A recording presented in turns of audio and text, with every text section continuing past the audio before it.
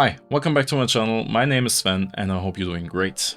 Today we're going to talk about a new DCTL that I developed called the NOIR FilmicContrast. So I spent the last few months working on this DCTL and developing custom color math for this tool, and I can now finally say that it's ready for release, so let's look at what it does.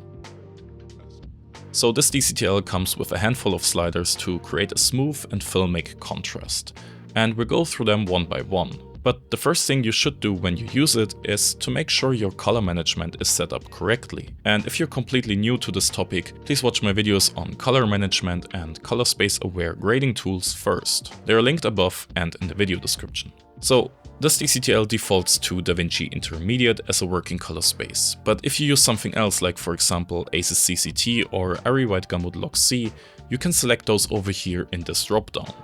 Of course, this list does not contain all the color spaces that exist, but if you can't find your color space here, simply add a CST before and after going to DaVinci Intermediate and back. Or if the timeline color space is tagged correctly in the project settings, you can just set up the node color space to DaVinci Intermediate, and Resolve will take care of the color space transforms on its own.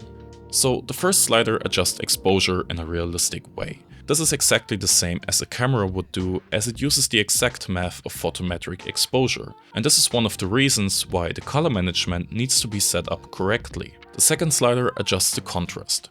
It pivots around mid-gray, so the exposure of the image stays unaffected. But you can modify this pivot with the next slider. And let's just enable the graph overlay with this checkbox, so you can now see exactly what the tool is doing. As you can see, it creates this beautiful smooth S-curve that has a really filmic highlight compression.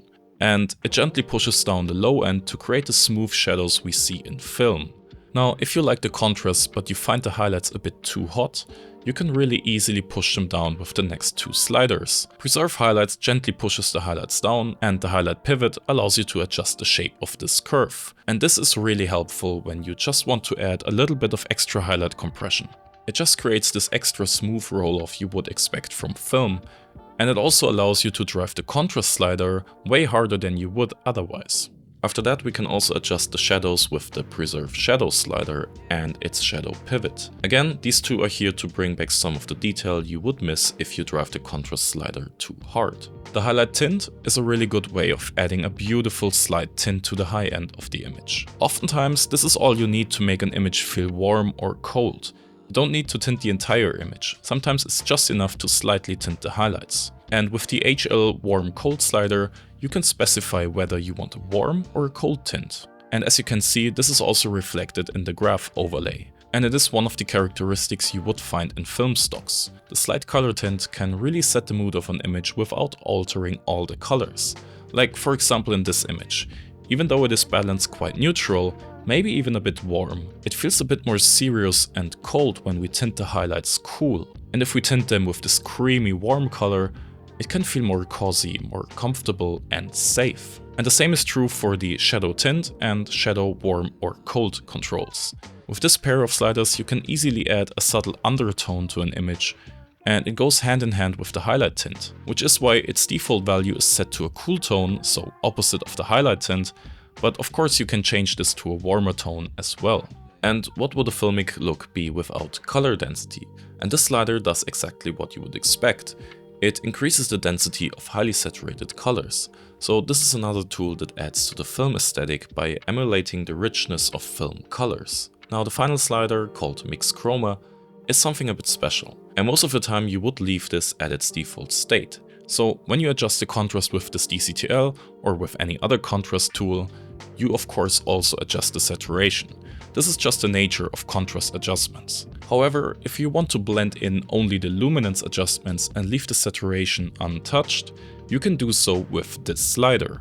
And this might result in a slightly more desaturated look if you increase the contrast, similar to a bleach bypass. But by default it is set to 0 because the saturation adjustment is something really natural. Now let's look at a few examples graded with this tool.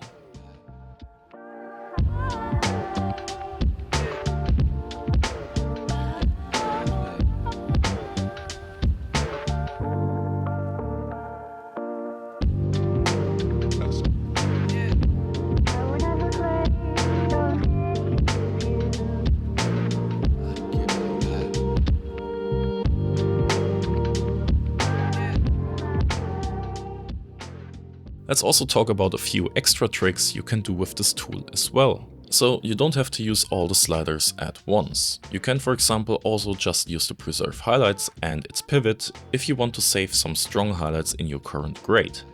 And the same goes for the shadow controls, of course. Also, if you, for example, just dampen the highlights and raise the shadows, but you set the mix chroma to 1, it actually gives you a really nice vibrant but still low contrast look. You could also use the highlight tint on its own if you only want to add the slight touch of color into the highlights.